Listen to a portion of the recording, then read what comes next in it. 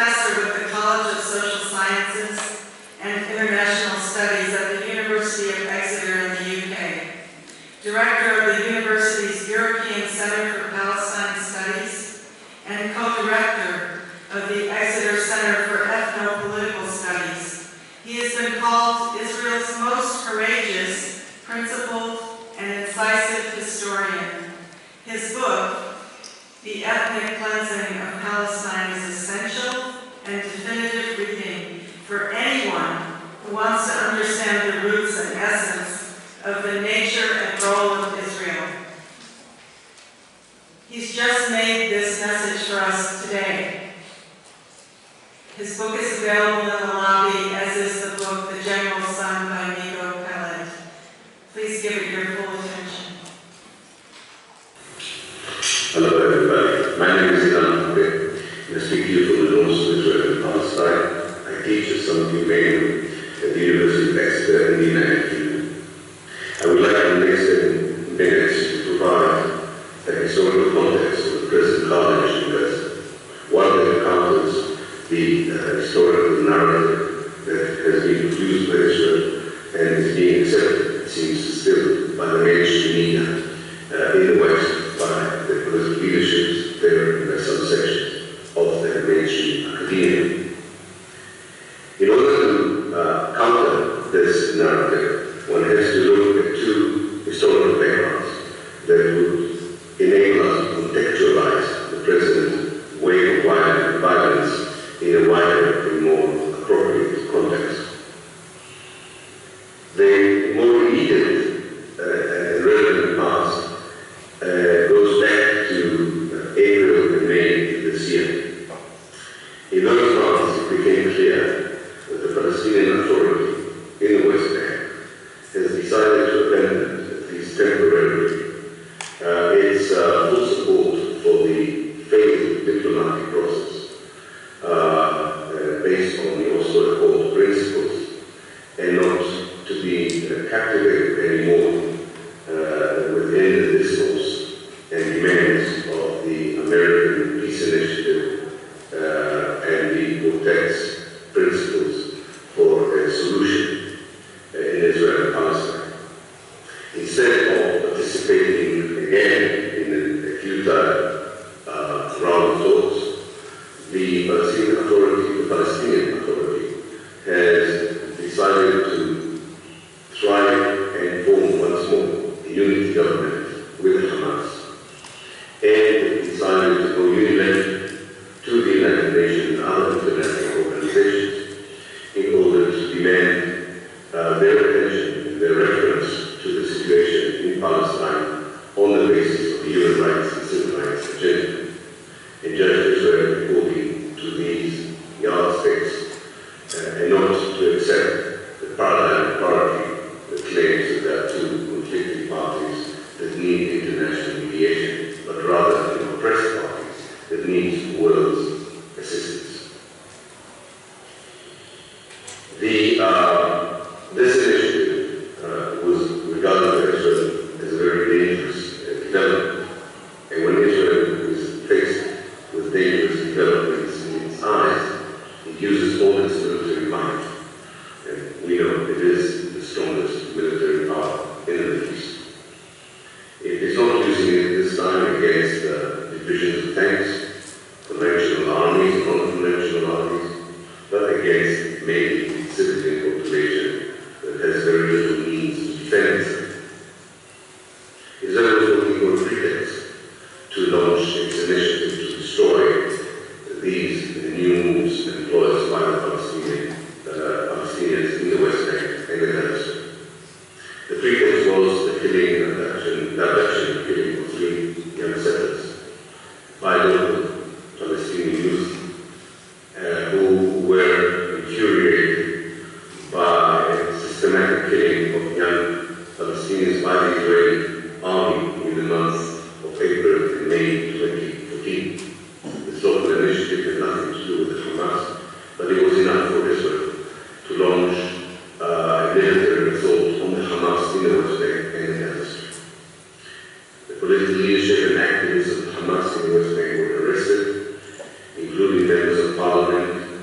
ministers and political prisoners who were released in the famous Shalit exchange. Israel waited for a Hamas reaction. A mild Hamas reaction came with the firing of a few rockets that did not hurt anyone.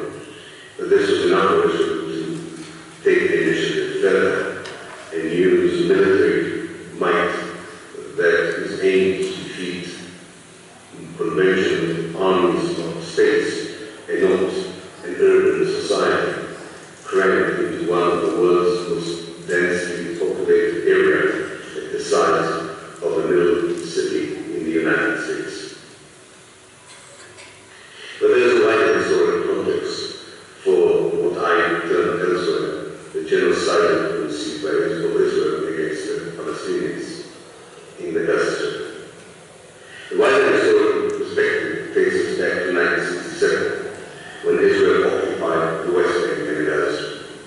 Immediately after the occupation, the 13th government of Israel, which was the most consensus government Israel ever had and would have, every shade of the Zionist political system was represented in this government, took several decisions that are relevant to what's going on today.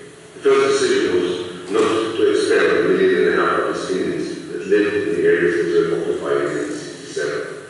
Israel wanted to keep the territories, but of course did not want to include the Palestinians in the demographic balance in order to maintain the Zionist vision of having a Jewish state, but also a demographic one.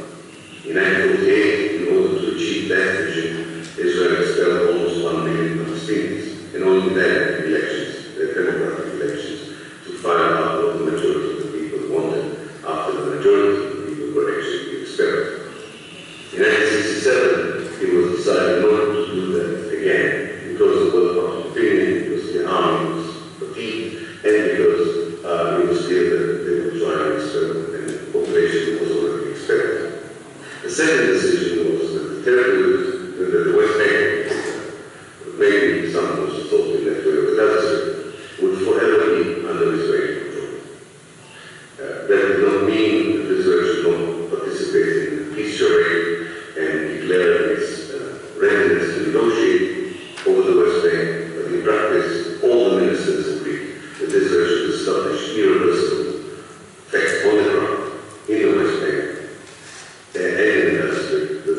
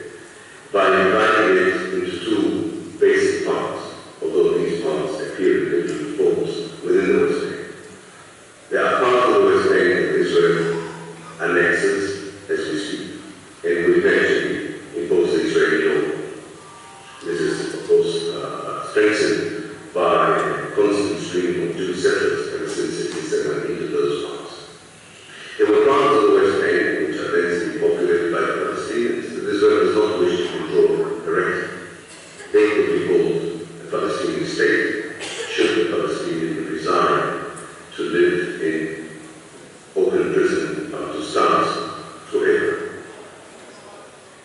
This kind of arrangement was tried in the Gaza Strip. Settlers were invited into the Gaza Strip. 30% of the Gaza Strip was declared as an Israeli Gaza Strip, and the rest was a Gaza Palestine. But this is not work. The Gaza Strip is too small. It is locked between Egypt and Israel, and there was no way that the wardens of the jail of Gaza, mainly the settlers, could live peacefully when the resistance against them started in earnest. And thus, Ariel Sharon decided to take out the wardens and the settlers, seal the Gaza Strip, and bombard it with all of Israel's might whenever the people of Gaza would not accept the ghettoization that was imposed upon them ever since the settlers in 2005 were taken out. The ghettoization includes starvation through checking how many calories a Gazan person needs in order to just barely survive, the prohibition of any basic material for normal existence, and of course the total sealing of the strip from any connection with the world. So the Hamas, before that, in the secular movement, are trying to resist this ghettoization. And with every resistance, Israel employs more power. Power that every Israeli general knows can only result in the massive killing of civilian population. This exponential killing of civilians in every conventional definition by the United Nations, even by the State Department of the United States, can only be described as an act of ethnic cleansing. When one ethnic group uses its military force to eliminate another ethnic group, in this case because it doesn't know what to do with it, then this is a crime against humanity and a genocide of policies. There's very little hope for an Israeli change of mind.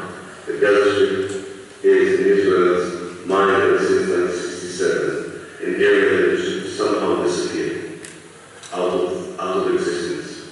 And when the people in that area remind Israelis that they are human beings, and they would not sit quietly, lying down, while they are incrementally genocided and strangulated and sieged, then Israel separates its killing spray and machine, and the obvious results are unfolding in front of our eyes as we speak.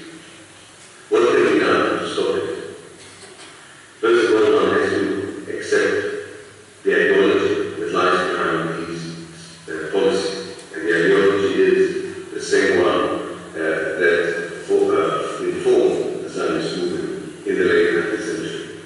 Israel is a state that wants, craves to take over as much of historical Palestine as possible, as much of historical Palestine as possible, and to have in it as few Palestinians as possible. The means for achieving that vision, so that the Israeli peoples, Jewish and democratic, have changed with time. At present, they mean 3 points. They mean three basic policies. Maintaining an apartheid policy inside Israel against the Palestinian minority there, dividing the West Bank into 2 basic parts, the Jewish and the Palestinian West Bank, enclaving the Palestinians in battle to start, and slowly transferring them out of the Jewish areas of the West Bank, and finally trying to silence it and send it into oblivion by sieging it and ghettoizing it with the hope that Israel will forget about it. The fact that the Gazans are not willing to be forgotten pushes Israel to a more extreme means of trying to send Gaza into historical oblivion. And the means are military. And they are financed by your government in the United States, and many of them are produced by the United States. And they will be continued to use, as Israel does not have